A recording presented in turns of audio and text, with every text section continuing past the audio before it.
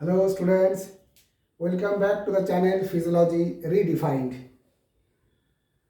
In the last video I discussed about membrane potential, and membrane potential is the electrical difference across the cell membrane. Now in this video we'll learn what type of membrane potential, what type of potential difference or electrical difference does exist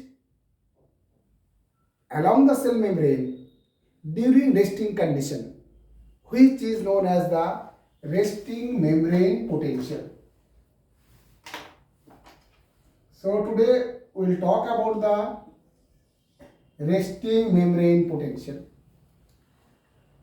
Here I will try to discuss you what is resting membrane potential, what are the values of the resting membrane potentials in different tissues, in different cells, and how this resting membrane potential is getting established by the cell membrane.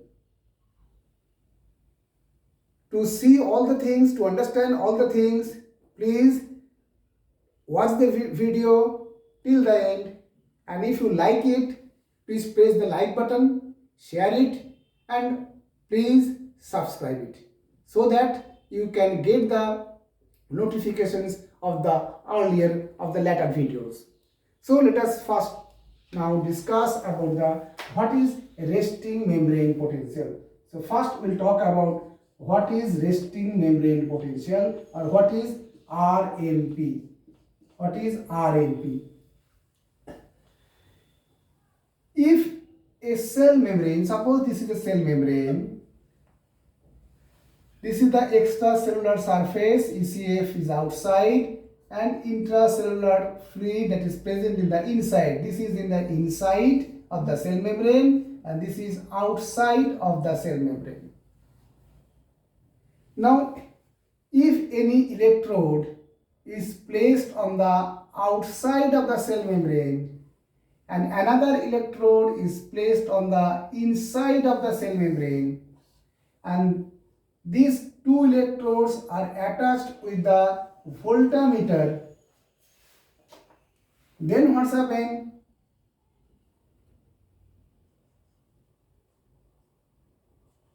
The voltmeter will show that the resting membrane potential will be electronegative or negative in respect to the outside of the membrane. That means the inside of the cell membrane is electronegative and outside of the cell membrane will be electropositive. So this state of electronegativity of the cell membrane in response or in respect to the outside of the membrane during resting condition is known as resting membrane potential. So resting membrane potential is defined as the inside electronegativity,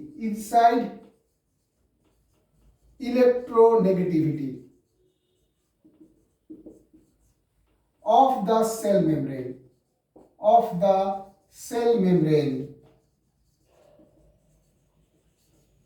during resting condition.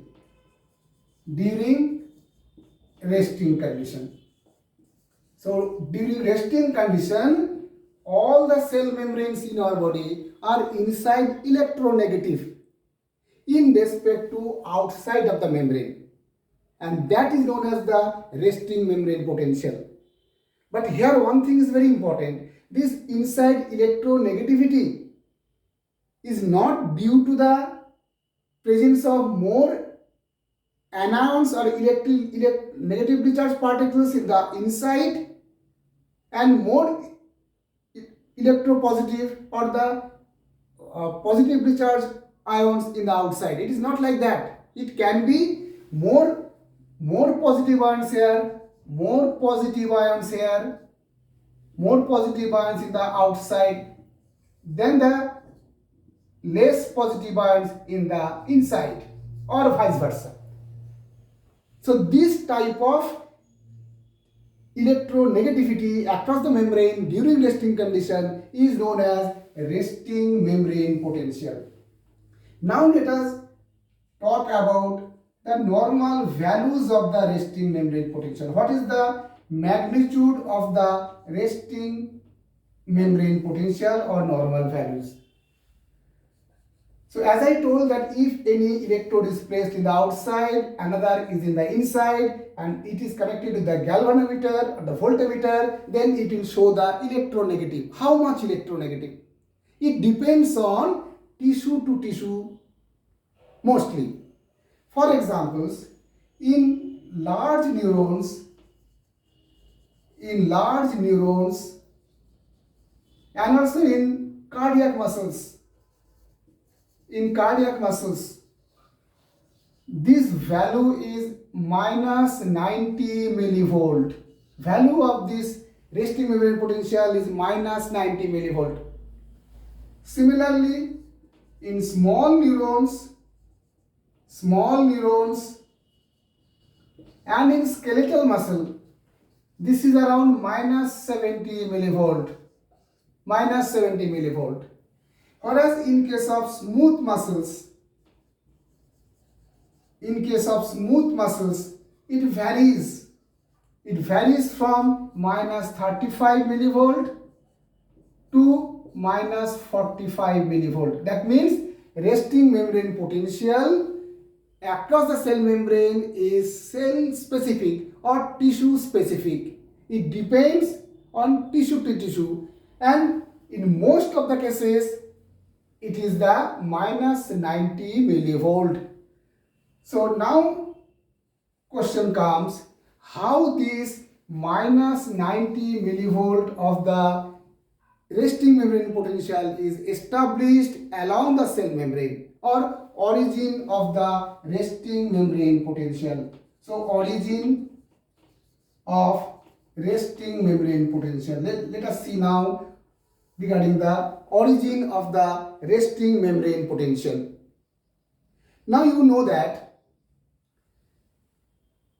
membrane potential is basically because of the difference of the electrical charges across the membrane, and that difference of the electrical charges is due to the uneven distributions of the ions. That means, for example, more sodium ions in the outside than the inside, or more positive ions, more potassium ions in the inside than the outside.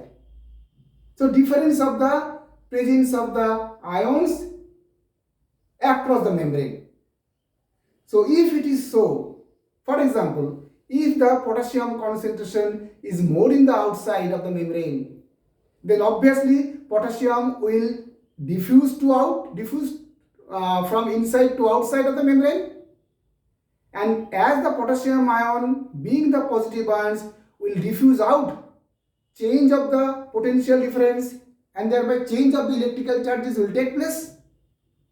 That means the change of the potential difference or membrane potential across the membrane, that depends on the potassium diffusion from one side of the membrane to other side of the membrane. So membrane potential may be due to the potassium diffusion. If it is so, then that factor is known as the potassium diffusion potential. Potassium diffusion potential. If the potassium ion diffuse from one side of the membrane to other side of the membrane, then there is a difference of the positive ions from the inside and outside, and that will result the change of the potential difference across the membrane, and that potential difference is known as the potassium diffusion potential. Similarly, if the sodium ions, on the other hand, moves from one side to another side, and thereby again the change of the electrical potential will take place because of the potassium movement, because of the sodium diffusion. So because of the sodium diffusion, again from one side of the membrane to other side of the membrane, again will cause the change of the potential difference across the membrane, and in that case that factor is known as the sodium diffusion potential. So potential difference due to across the membrane due to potassium diffusion is known as potassium diffusion potential, and potential difference across the membrane due to sodium diffusion is known as sodium diffusion potential. Besides these two factors, that is sodium and the potassium diffusion, there is another factor is also there that is responsible for establishment of the resting membrane potential, which is known as the sodium potassium pump. So these three factors are responsible for establishment of the origin of resting membrane potential. Now one by one we'll discuss how this potassium diffusion potential or sodium diffusion potential and potassium potassium pump contributes the inside electronegativity, that is minus 90 millivolt.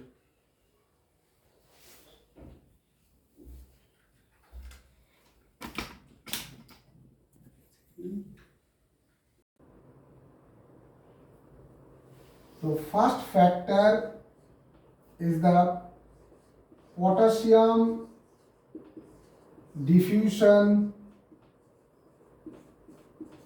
potential. That means potential difference or electrical difference created due to potassium movement. So if the potassium moves from one side to other side of the membrane, what will happen? There will be the diffusion of the positive ions from one side to other side, and in that condition a difference of the electrical charges across the cell membrane will take place, and that potential difference due to diffusion of the potassium is known as the potassium diffusion potential. This is the first factor that can create the electrical difference across the cell membrane.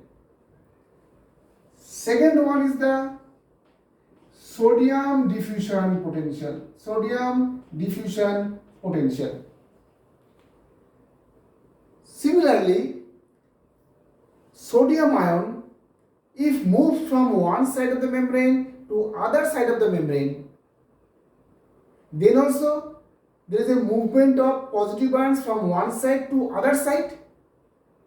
That means again there will be the differential distributions of the electrical charges across the membrane, or potential difference will be again created because of the sodium movement from inside to outside or outside to inside, and this potential difference across the membrane which will be created by sodium diffusion is known as the sodium diffusion potential.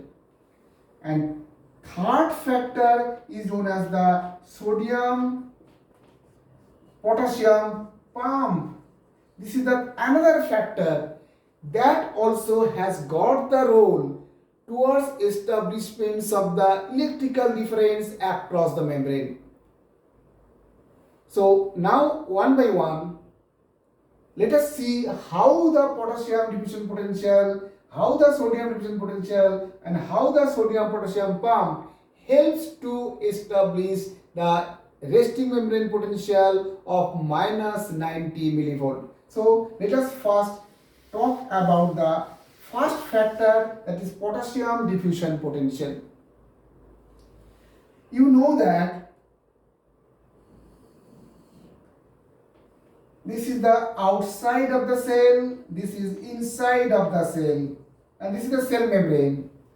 Now, in the inside of the cell membrane, potassium concentration is very high, which is 140 milli equivalent per liter. In the outside, it is only 4 milli equivalent per liter. That means more potassium ions are in the inside in respect to outside of the membrane in the normal conditions. We also know that within the cell membrane there are some channels, ungated channels which has got no gate, and thereby these are the leaky channels to the potassium ions. That means potassium ion can move from one part of the cell to other part of the cell membrane through these leak channels, and that is known as the potassium leak channels. So what happened, as the potassium concentration is more here in the inside, and as the potassium leak channels are there on the cell membrane, obviously potassium ion will move from inside to outside. Potassium ion will diffuse from inside to outside. That means positive ions are moving out. As the positive ions are moving out, there will be less positive ions, and less positive ion means inside will be electronegative in respect to outside of the membrane. And that means that because of the potassium diffusion inside across the cell membrane, potential difference will be created, and that is known as the potassium diffusion potential. Now, if the potassium diffusion creates the electronegativity inside, so how much electronegativity will be created because of the potassium diffusion potential? That magnitude of this thing can be obtained by a equation that is known as Nernst equation. Nernst equation. What is that Nernst equation? As per the Nernst equation, the potential difference across the cell membrane, this will be plus minus 61 log concentration of any ions inside divided by concentration of that particular ions outside. This is the equation that is known as the Nernst equation. Now, if we put the value of these potassium ions here, then what will get? Here what will get? We can write down that plus minus 61 log concentration of potassium ion inside divided by concentration of potassium ion outside. We can derive these things in relation to the potassium diffusion potential. Now you know, as I told, the potassium concentration in the inside is 140 milliequivalent per liter. So we can write here, we can put the value of the potassium concentration in the outside and the inside. So inside potassium concentration is how much? 140 milliequivalent per liter. In the outside it is how much? 4 milliequivalent per liter. So that means plus minus 61 log 35, and value of the logarithm value of the 35 is equal to 1.54. So thereby we can, if we multiply the 61 with 1.54, we will get the value approximately now 94 millivolt. And what will be the sign? Sign will be the electronegative, because positive ions are moving out.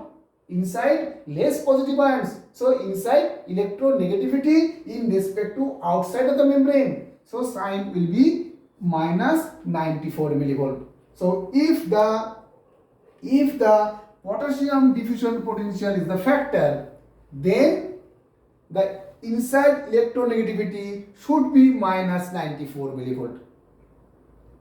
Now let us see what's happened if the another factor contributes, that is the sodium diffusion potential.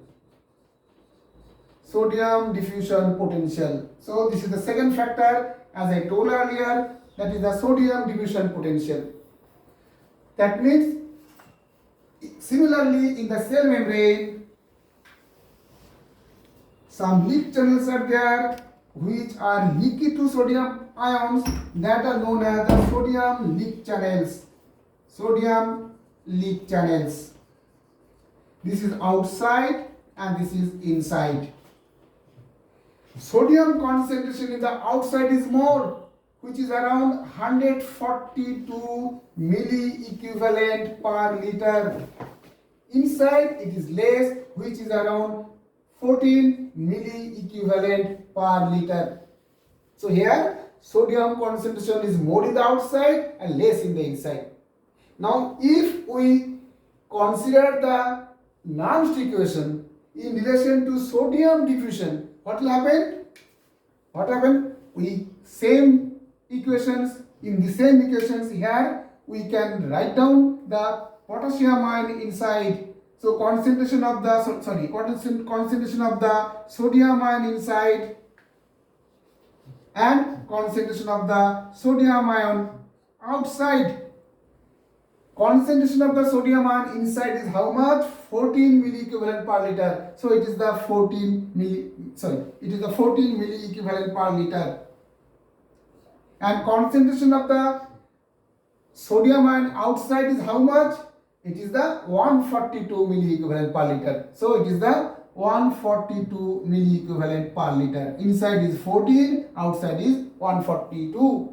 So that will come around 1 by 10. So value of log 1 by 10 is equal to 1. So the value, if we multiply the 61, then by 1 it will be the 61 millivolt. And in this case, as positive ions, as sodium ions are coming in, here what's happened? Sodium ions are coming in. Sodium ions are coming in. Positive ions are coming in. So inside will be electropositive because positive ions are coming in. So inside will be electropositive. So sign will be electropositive. That means if the sodium diffusion potential contributes towards the establishment of the resting membrane potential, then its value should be plus 61 millivolt. If potassium diffusion potential is the factor, then it should be the minus 94, and if sodium diffusion potential is the factor, then its value should be plus 61 millivolt. In reality, what's happened? Membrane is permeable to both sodium ion and the potassium ions, and sodium concentration in reality is more in the outside, potassium concentration is more in the inside. That means both these phenomena, potassium diffusion potential and the sodium diffusion potential, they will simultaneously act. They will act in concert. So both the phenomena will collectively contribute. That means 1 plus 2, these will collectively contribute. That means potassium ion is continuously going out and sodium ion is continuously coming in. So in such a case, once both the ions are coming in and out, in such a case, how much will be the potential difference across the cell membrane?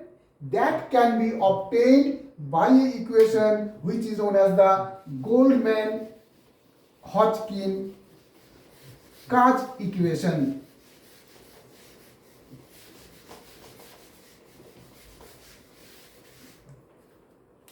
That is the Goldman-Hodgkin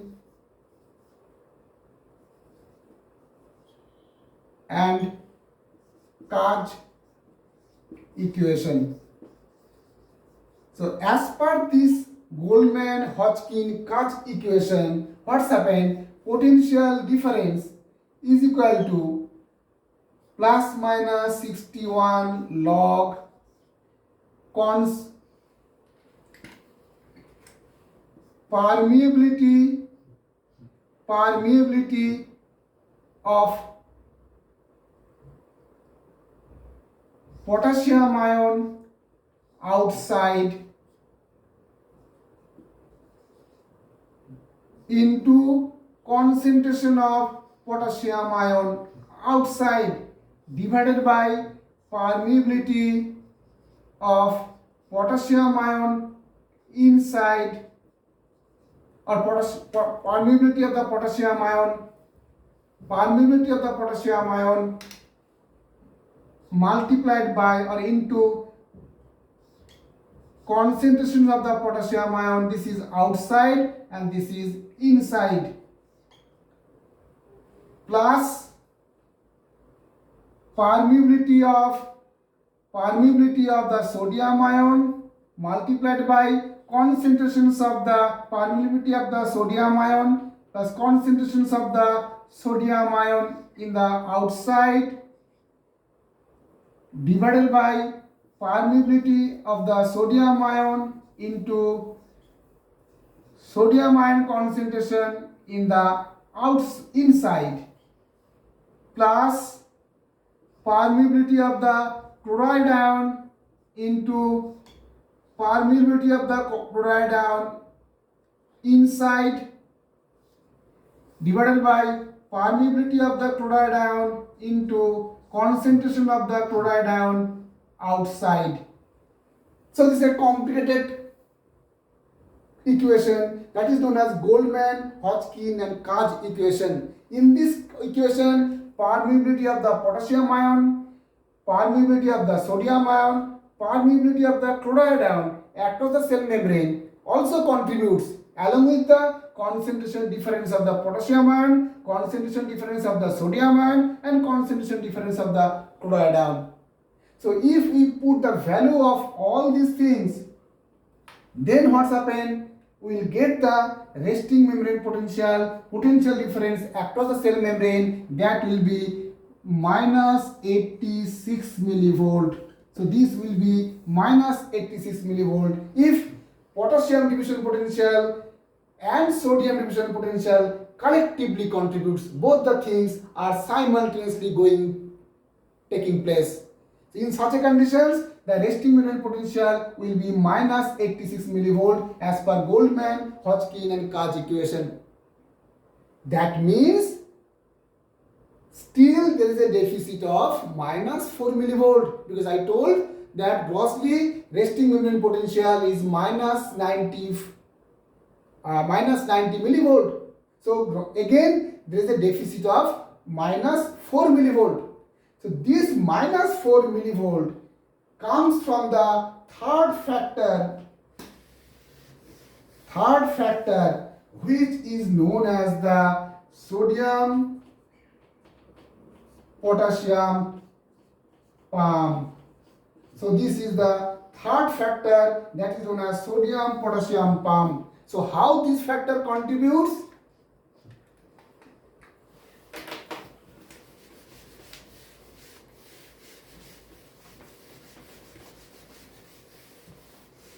So here you see, this is the cell membrane, outside of the cell membrane, inside of the cell membrane. So sodium potassium pump is a ATP driven, energy driven pump, which, so this requires the ATP.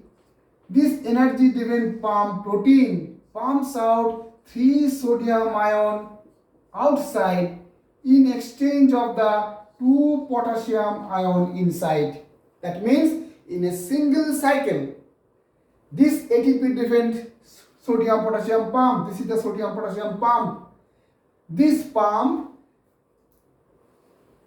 pumps out 3 sodium ion from inside to outside and pumps in 2 potassium ion from outside to inside. That means in a single cycle, there is a deficit of 3 sodium ion, 3 positive ions minus 2 positive ions. So that means there is a deficit of the 1 positive ions in a single cycle. And if this cycle is going on, then what's happened? The minus 4 millivolt, see this contribution is equal to minus 4 millivolt. Minus 4 millivolt will be obtained, minus 4 millivolt electronegativity will be obtained by this sodium potassium pump. And how we can prove that sodium potassium pump contributes minus 4 millivolt?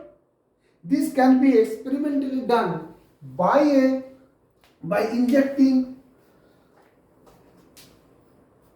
a drug that is known as the ovabin. So if we inject the drug, then what's happened? This pump will be blocked. This pump will be blocked. As this pump will be blocked, there will be the this minus 4 millivolt will not be there. So minus 86 millivolt electronegativity will be obtained. That means additional minus 4 is coming from sodium potassium pump. Now these three factors are responsible for origin of resting membrane potential. But here one thing is important. Here you see the sodium potassium pump contribution is minus 4 in comparison to minus 86 from these two factors. But this is the primary factor. This is the primary factor.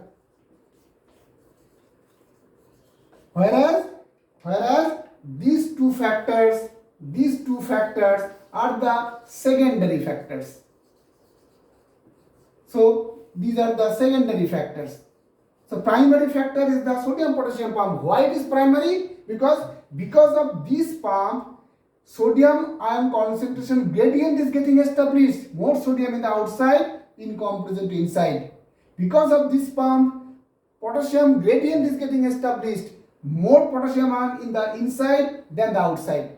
And because of this sodium and the potassium gradient across the membrane, the potassium diffusion potential and sodium diffusion potential is dependent. Potassium diffusion and sodium diffusion is dependent on the concentration gradient, which is getting established by this sodium potassium pump. So this sodium potassium pump is the primary factor, though its contribution is negligible, minus 4 millivolt. These two factors, though its contribution is minus 86 millivolt, this is the secondary factor, because this factor depends on the primary factor, that is sodium potassium pump. So this is all about the resting membrane potential. If you like this video, this class, please share these things, press the like button and subscribe this channel. Thank you.